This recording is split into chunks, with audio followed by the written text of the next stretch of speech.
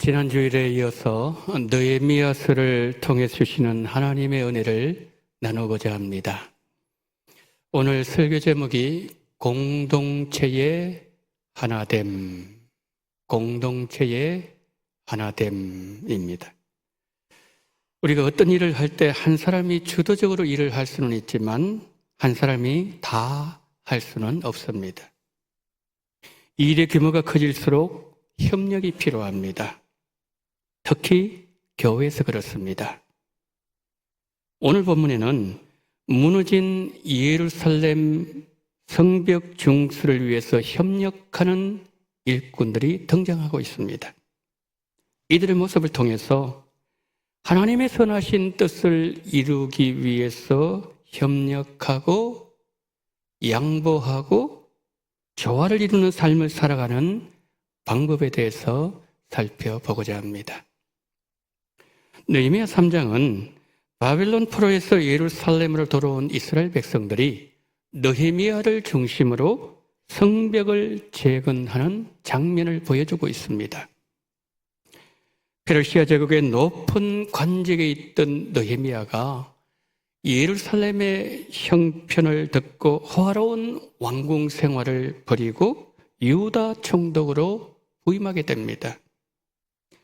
예루살렘에 도착한 느헤미야가 사흘 후에 예루살렘 성전의 상황을 파악하고서는 몇몇 사람들을 소집했고 그리고 백성들을 설득하면서 성벽 재건을 시작한 지 52일 만에 성벽 공사를 완공합니다. 느헤미야 3장에는 예루살렘 성전의 성벽 재건에 참여한 37명의 영광스러운 이름들이 기록되어 있습니다. 그가 어느 가문에 속한 사람이었는지, 거주지는 어디인지, 그의 직업은 뭔지 상세하게 기록하고 있습니다.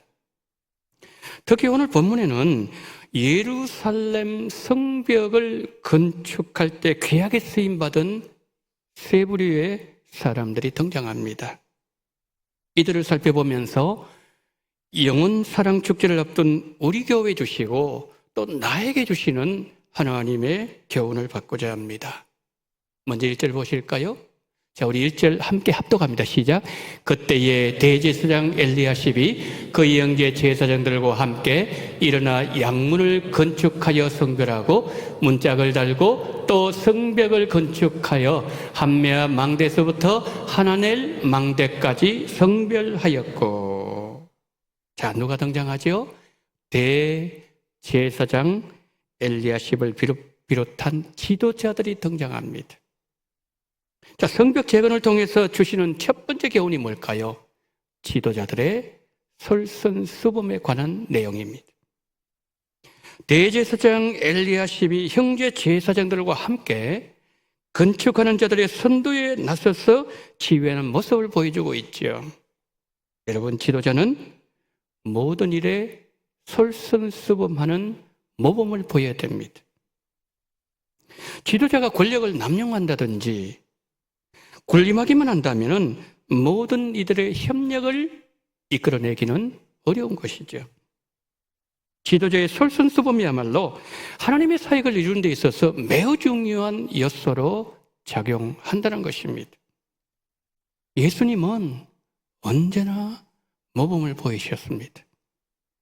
영혼을 구원하신 일에 모범을 보이셨고 밤새워 기도하심으로 기도의 모범을 보여주셨고 40일 금식 기도로 사역을 시작하시면서 하나님에 대한 헌신에 있어서도 모범을 보이셨습니다. 예수님께서 먼저 모범을 보이시지 않으시면서 우리에게 요구하지 않으셨다는 거죠. 자, 요한복음 2구절을 우리 다 같이 합독합니다. 시작. 내가 너희에게 행한 것 같이 너희도 행하게 하려 본을 보였노라.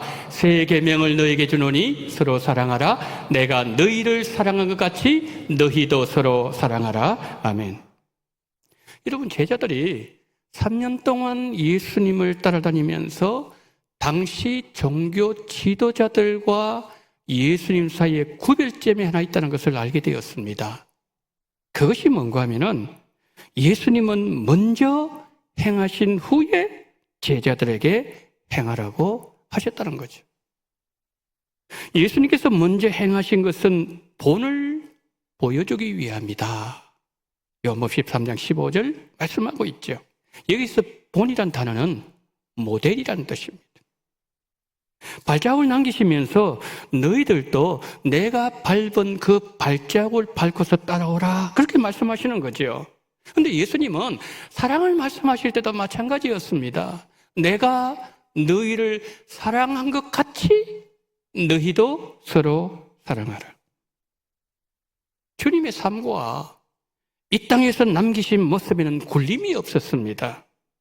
언제나 예수님은 먼저 모범을 보이셨습니다. 예수님의 모범을 따라서 사도 바울도 이렇게 말했습니다. 자, 두 구절 우리 함께 읽습니다. 시작. 범사에 여러분에게 모범을 보여준 바와 같이 내가 그리스도를 본받는 자가 된 것 같이 너희는 나를 본받는 자가 되라. 자, 저기 보시면은 범사라는 단어가 있죠. 그리고 여러분에게 그렇게 말씀했죠. 그 다음에 11장 1절에서 너희 그랬죠. 고린도교회 전체를 얘기하는 거죠. 그러니까 바울은 어떤 일을 하든지 간에 자신이 솔선수범했다는 거죠. 특별히 바울이 지금 사도행전 20장 35절에 범사의 저 단어, 이런 범사에 뭐가 들어있을까요? 범사 그러면은 천도가 들어있겠죠. 천도. 그리고 지체를 사랑하는 모습도 들어있겠죠. 기도 생활도 들어있고, 헌금을 드리는 헌신도 들어있고, 매일의 삶도 들어있고, 모든 것을 통틀어서 바울은 언제나 모범을 보였다는 거죠. 그럼 여러분, 바울의 모범이 어디서 나왔다고요? 내가 그리스도를 본받는 것 같이. 바울은 예수님을 신앙의 모델로 삼았다는 거죠. 예수님 남기신 발자국을 그대로 밟고 따라갔습니다. 바울은 예수님 뒤를 따라서 발걸음을 옮겼습니다. 예수님의 발자국을 따라갔던 바울이 지금 고린도 성도들에게 어떻게 말한다고요? 너희도 나를 본받는 자가 되라. 성도 여러분, 이런 가정에서 자녀들에게 너희들은 내가 하나님을 섬겼던 신앙생활 그대로 본받는 자가 되라 라고 말씀하실 수 있습니까? 이게 아버님도 계시고 어머님들도 계시는데, 아들아 딸아, 내가 하나님을 섬기는 모습 그대로 너도 하나님을 섬기는 자가 되라, 나처럼 믿어라, 거리낌 없이 말씀하실 수 있겠습니까? 지금 내가 신앙생활하는 모습 그대로 우리 자녀들이 신앙생활을 한다면 자녀들이 하나님 앞에서 어떤 모습으로 평가받는 사람이 될 수 있을까요? 여러분, 우리 자녀들은 누구보다도 나의 진짜 모습을 알고 있습니다. 가정에서 내 진짜 모습, 내 실체 가정에서 다 드러나기 때문이죠. 우리가 바울처럼 너희도 내가 예수님을 본받는 것 같이 너희도 나처럼 살아라, 그렇게 할 수 있기 위해서는 얼마나 많은 포기와 얼마나 많은 희생과 얼마나 많은 자기 부인과 얼마나 무거운 십자가를 져야 될까요? 그럼 바울이 고린도 교회를 세웠습니다. 뭐 몇 주나 복음 전하다가 몇 달 전하다가 떠나가 버린 그런 사도가 아니었다는 말씀입니다. 그들은 바울의 모습을 곁에서 다 지켜보았습니다. 너무너무 잘 알고 있었습니다. 그들에게 바울이 과장하거나 부풀리거나 할 수 없는 거죠. 바울은 그 고린도 교회 성도들에게 이렇게 말합니다. 내가 그리스도를 본받는 자 된 것 같이 너희는 나를 본받는 자가 되라. 그만큼 바울은 범사에 모범을 보였다는 말씀이죠. 제가 오늘 본문에 대제사장 엘리야십과 그의 형제 제사장들의 성벽 재건의 모범적인 헌신, 그걸 지금 보여주고 있죠. 굉장한 감동을 남겨주었을 겁니다. 왜 그럴까요? 성벽 재건에 앞장선다는 것은 물질을 헌신해야 되는 거예요. 물질이 있는 곳 사람의 마음이 가게 되어 있습니다. 물질을 먼저 헌신해야 돼요. 시간도 들여야 되죠. 기도도 많이 해야 되죠. 마음을 쏟아야 되죠. 정성을 쏟아야만 가능한 일이었기 때문입니다. 그런 일에 이 대제사장 집안에서 앞장섰다는 것은 평소에 그들이 어떤 삶을 살았는지 충분히 가늠하게 만들고 있다는 거죠. 여러분, 당시 대제사장 가문의 영향력은 매우 컸습니다. 그만큼 백성들이 성벽 재건하는 일을 움직이는데 지대한 영향을 이 대제사장 가문이 영향력을 발휘했다, 그런 말씀이죠. 우리도 마찬가지예요. 우리도 교회 공동체가 큰 일을 앞에 두고 있을 때 누군가가 이들처럼 팔을 걷어붙이고 앞장서는 모습이 우리 가운데 있을 때 하나님은 우리 원동 공동체를 통하여 사람의 생각을 뛰어넘는 하나님의 큰 일을 이루신다는 것이죠. 나 한 사람, 하나님 나라 세워나가는 일에 하나님은 매우 소중하게 보신다는 사실을 우리는 기억해야만 합니다. 특히 앞에 있는 중직자들이 이 일에 앞장서는 일은 매우 중요합니다. 저를 비롯해서 우리 장로님들이 가장 선도에서 앞장서시고 안수 집사님들, 권사님들이 그 뒤를 따르고 피택자들이 팔을 걷어붙이고 뒤를 따르고 온 공동체가 사람을 살리는 한 방향으로 전진하면서 영혼 살리려는 모범을 보이고 그리고 그 한 방향에서 예수님 따라서 나가는 이런 아름다운 공동체, 우리 원동 공동체에 함께 하시기를 예수님 이름으로 축원합니다.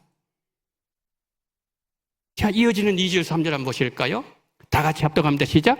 그 다음은 여리고 사람들이 건축하였고 그 다음은 이므리 아들 삭굴이 건축하였으며 어무는 하스네아의 자손들이 건축하여 그 돌보를 얹고 문짝을 달고 자물쇠와 빗장을 갖추었고. 자, 저기 보시면은 여리고 사람들이 나오지요. 이므리 아들 삭굴이 나오지요. 하스나의 자손들이 나오지요. 백성들. 자, 1절에서는 대제사장 종교 지도자 앞에 서는 사람이 나왔다면은 2절, 3절에는 백성들이 나옵니다.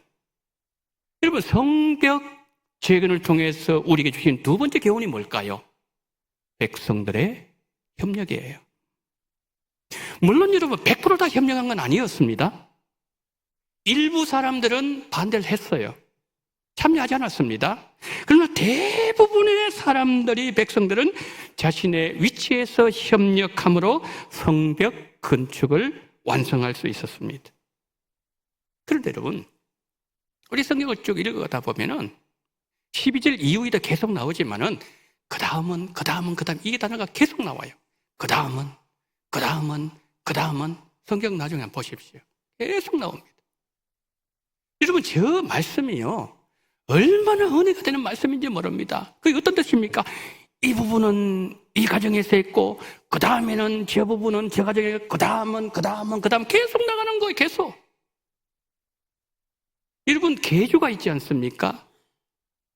계주할 때에 가장 중요한 게 뭐냐면은 이 바통입니다, 바통. 바통을 떨어뜨려버리면 1등 가다가 꼴찌가 되는 거죠. 왜냐하면 바통을 막 떨어뜨려가지고 죽는다고 막 이러다 보면은 벌써 선수 저까지 가버린 겁니다. 1등도 꼴찌가 될 수 있어요. 그런데 이게 보게 되면은 이분이 이 일을 감당했어요. 마치 바통을 이어받는 것처럼 그 다음은 계속 나가는 거예요. 팀워크가 하나가 되어서 움직였다는 것을 보여주는 것이죠. 여러분, 아무리 앞에 있는 지도자들이 설성수범해도 백성들이 협력해 일이 제대로 될 수 있다는 것이죠. 오늘 본문을 보면 여러 지역 사람들이 임무를 할당받아서 최선을 다해서 성벽 건축하는 아름다운 모습을 볼 수 있습니다. 이런 그렇습니다.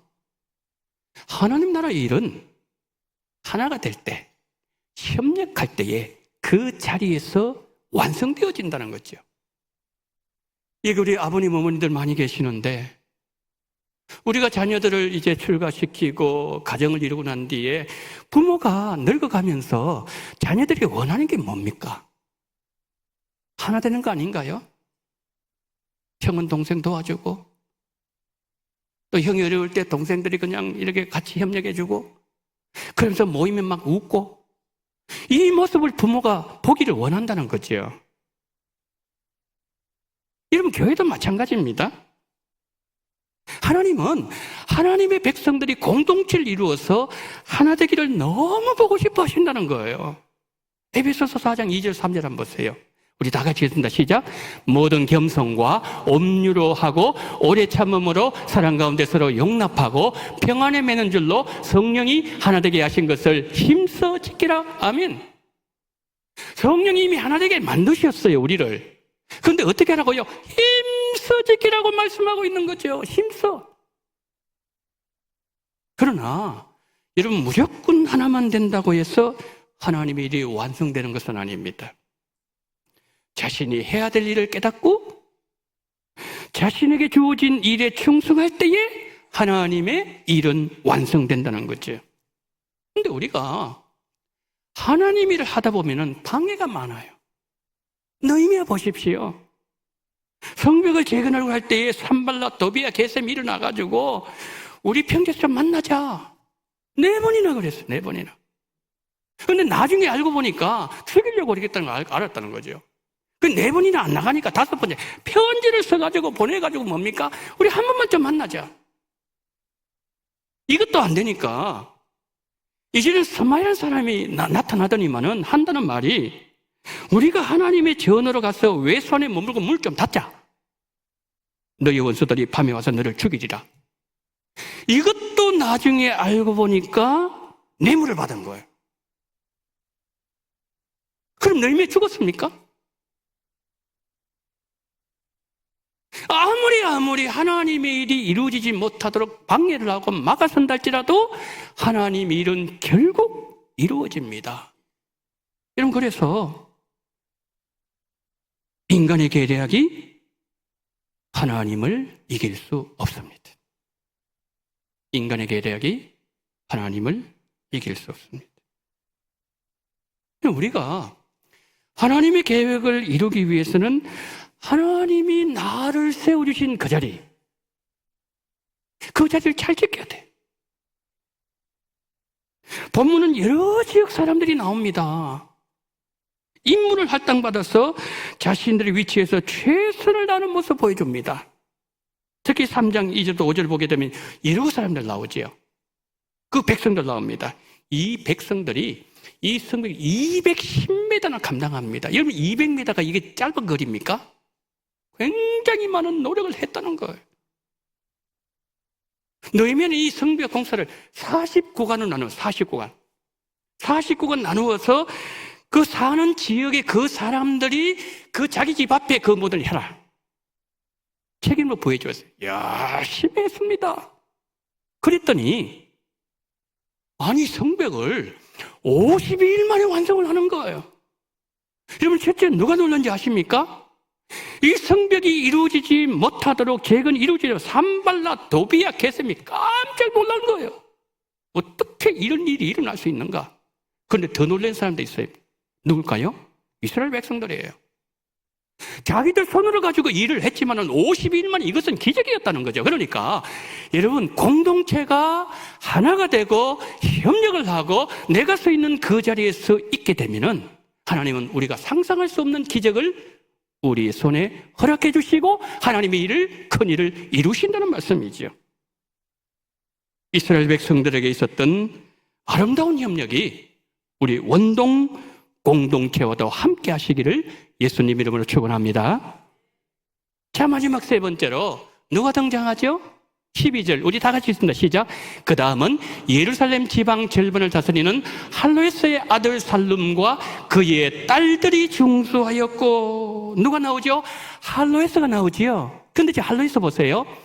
예루살렘 지방 절반을 다스리는 할로에스예요. 근데 아들이 나오죠? 딸이 나오죠? 할로에스 가족이 나온다는 거죠.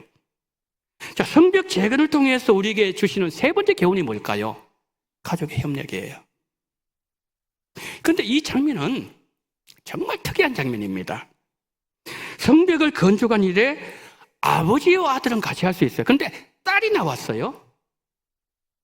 이 한마음으로 공사에 임했다는 것은 참으로 아름다운 일이 아닐 수가 없다는 거죠.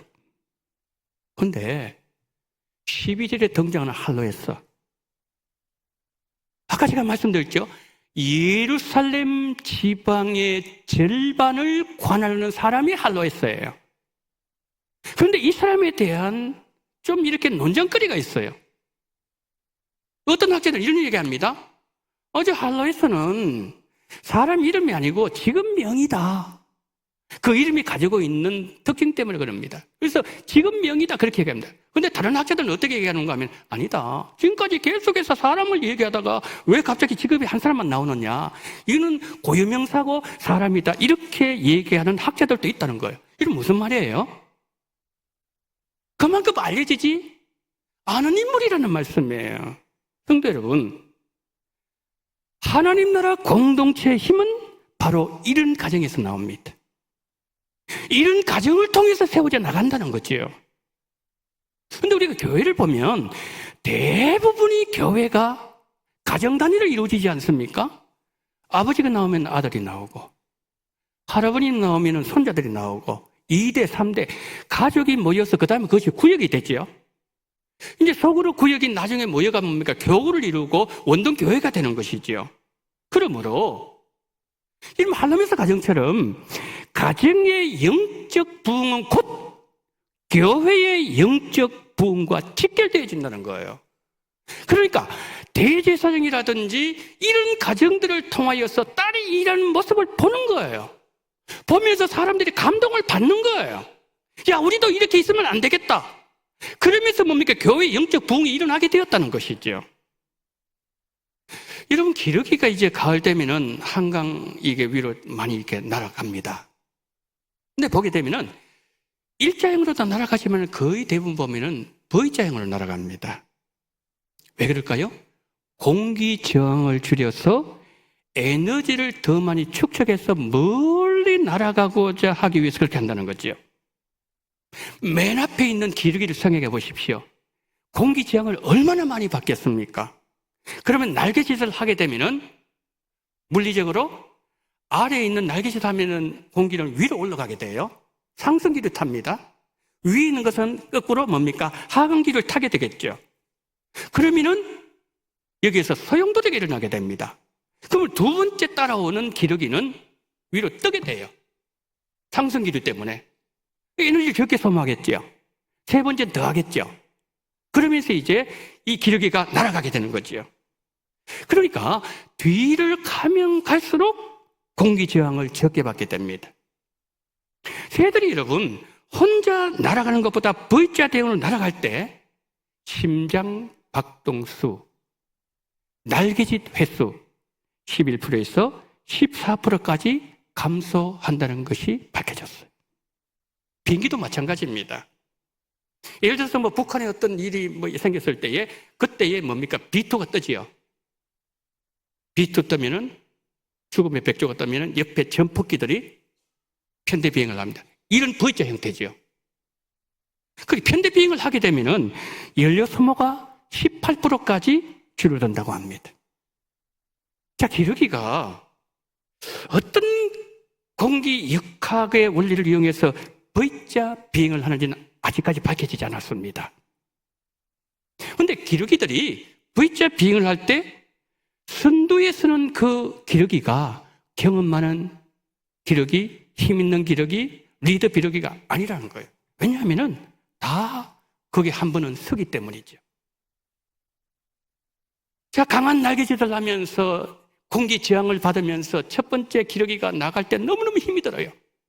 그러면은 그때에 조금 이 영상 보시겠지만은 기러기가 이런 소리 냅니다. 끼륵 끼륵 기러기 소리를 냅니다. 두 가지 의미라고 합니다.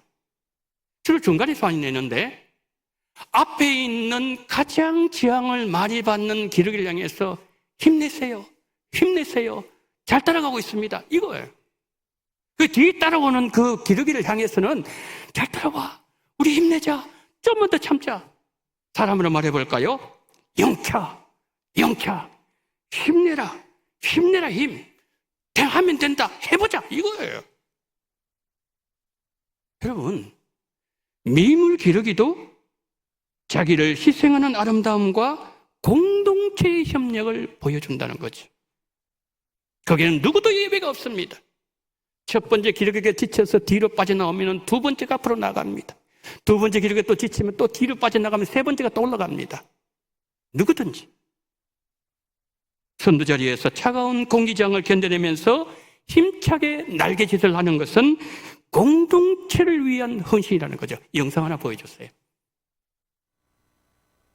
아름다운 동행.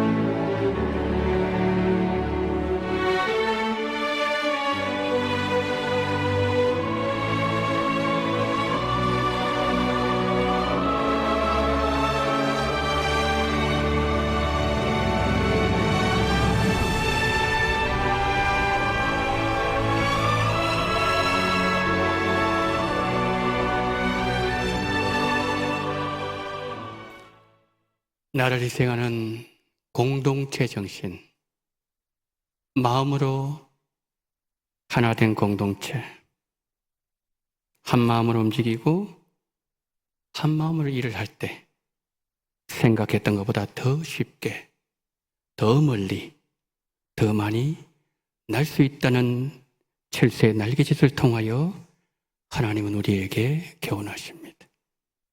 이스라엘 백성들의 성벽 제거는 영원 사랑 축제를 앞두고 있는 우리에게 무엇을 보여주고 있습니까?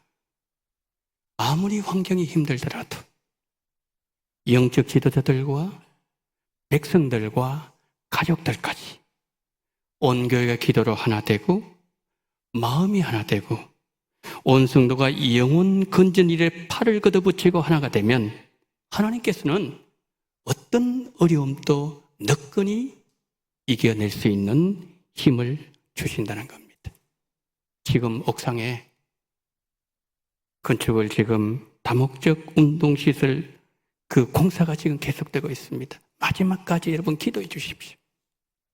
오늘 오후 예배 때 우리는 전도 예배로 모일 겁니다. 교육자들이 다 인도할 겁니다. 전도회를 모여서 우리 전도회가 우리 성도들 가운데 우리 전도에 소속되어 있지만 나오지 않고 있는 성도님들의 명단을 드릴 거예요. 그분에게 전화하고 그분을 위해서 기도하고 때로 그분에게 찾아가서 선물을 전달하고 그 일을 오늘 우리가 하는 준비를 해야 된다는 거죠. 그리고 다음 주에 우리가 해야 될 건 뭐죠? 교구별로 전도를 나갈 것입니다. 기도로 준비해서 나가자는 것이죠. 이 모습이 우리 하나된 모습이고 우리 원동 공동체 성벽을 견고하게 세워나가는 아름다운 모습입니다.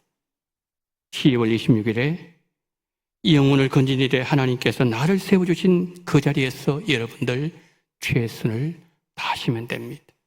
내가 최선을 다하고 다른 부분 남아있는 모든 부분을 하나님께 맡기면은 하나님은 우리의 생각을 뛰어넘는 큰 일을 하나님께서 친히 이루실 것입니다. 하나님은 얘가 우리 성도님들과 함께 하시고 우리 원동교회에 풍성하게 임재하시고 특히 10월 26일에 있을 영혼사랑 축제에 함께 하시기를 예수님 이름으로 축원합니다. 아멘.